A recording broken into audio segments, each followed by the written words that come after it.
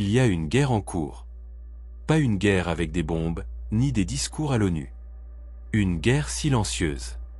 Une guerre de contrats, de raffineries, de flux physiques et d'accès aux ressources. Et la majorité des gens n'en ont absolument aucune idée. Pendant que le prix de l'argent oscille autour de 80$ l'once, beaucoup pensent encore que la chute brutale de 121 à 76$ a marqué la fin du mouvement haussier. C'est faux. Ce krach n'était qu'un écran de fumée. La vraie bataille se joue ailleurs, loin des graphiques et des plateaux télé. Quand j'ai commencé à enquêter sur une question simple, où va réellement l'argent physique, tout a changé. Qui l'achète en amont? Qui en perd l'accès? Et pourquoi deux superpuissances sont désormais engagées dans une course pour le sécuriser? À la fin de cette vidéo, vous ne regarderez plus jamais ce marché de la même façon. Avant de parler de prix, posons la seule question qui compte vraiment. D'où vient l'argent, physiquement, avant d'apparaître sur les marchés financiers? La réponse est claire. L'Amérique latine, Mexique, Pérou, Bolivie, Chili, Argentine. À eux seuls, ces pays produisent plus de la moitié de l'argent extrait chaque année dans le monde. Le Mexique domine largement, suivi du Pérou.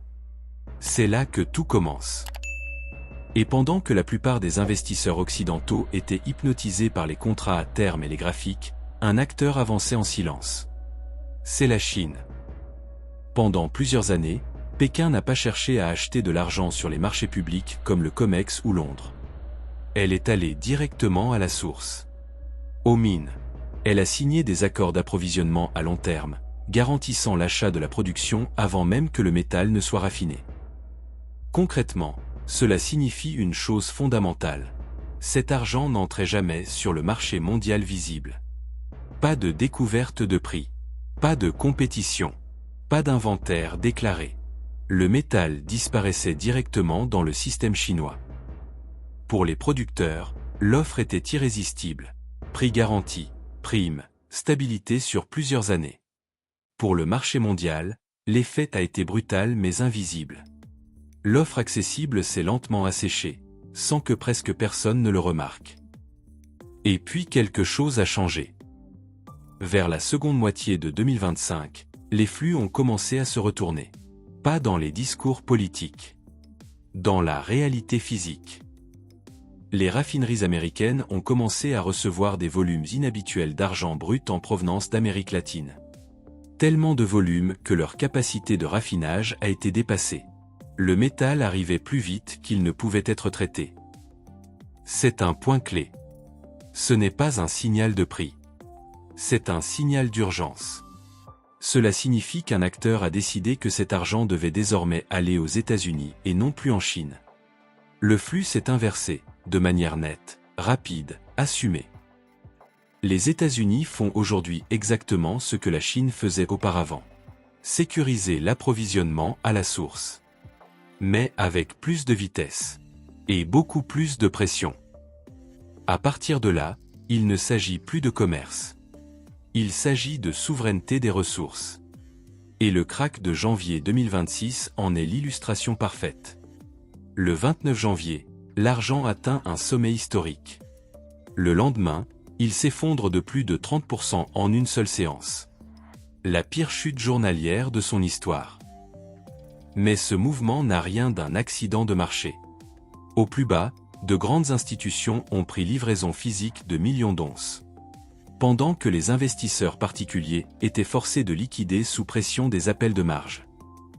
Ce n'est pas du trading. C'est une opération de transfert de métal. Et cette logique s'inscrit dans un cadre beaucoup plus large. Un cadre géopolitique. Au XIXe siècle, la doctrine Monroe affirmait que l'hémisphère occidental relevait de l'influence américaine. 2 siècles plus tard, cette doctrine revient, mais sous une autre forme. Non plus militaire, mais économique. L'argent d'Amérique latine est redevenu stratégique. Et pendant que les États-Unis verrouillent les flux, le comportement de la Chine change. Et c'est là que les signaux deviennent impossibles à ignorer. Des acheteurs chinois proposent désormais des primes massives pour du métal raffiné. Pas du concentré. Du métal prêt à livrer. Jusqu'à 8, parfois $10 au-dessus du prix spot. Ce n'est pas un comportement rationnel de marché. C'est un comportement de pénurie, de perte d'accès. En parallèle, Pékin restreint ses exportations. Nouvelles licences. Exigences financières élevées. Éviction des petits acteurs. Résultat. Une contraction potentielle massive de l'offre mondiale. Ce ne sont pas des mouvements offensifs. Ce sont des mouvements défensifs. Ceux que l'on adopte quand on sent que le rapport de force bascule. Et il y a un autre signal, peut-être le plus important de tous. La couverture disparaît. Sur le marché de l'argent, les acheteurs ne cherchent plus à se protéger contre les variations de prix. Ils veulent le métal. Point. Un acheteur qui se couvre se soucie du prix. Un acheteur qui ne se couvre pas se soucie uniquement de la possession. C'est le signal le plus haussier structurel que l'on puisse observer sur une matière première. Ajoutez à cela un monde qui se dédollarise. Des banques centrales qui accumulent des actifs tangibles. Des blocs économiques qui cherchent des collatéraux hors du système dollar. L'or est déjà capté. Il n'y en a pas assez pour tout le monde. L'argent devient alors l'actif suivant. Non pas comme monnaie, mais comme garantie, comme actif de bilan, comme pilier d'un système financier en recomposition.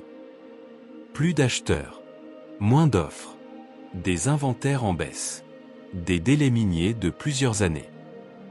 Tout converge. La vraie question n'est pas de savoir si l'argent est cher à 80 $. La question est de savoir si ce prix reflète réellement ce qui se passe dans le monde physique. Je ne vous dis pas quoi faire. Je ne vous donne pas de conseils d'investissement. Je vous montre les données, les flux, les comportements. Surveillez les raffineries. Surveillez les primes. Surveillez les inventaires. Le marché vous parlera avant les gouvernements.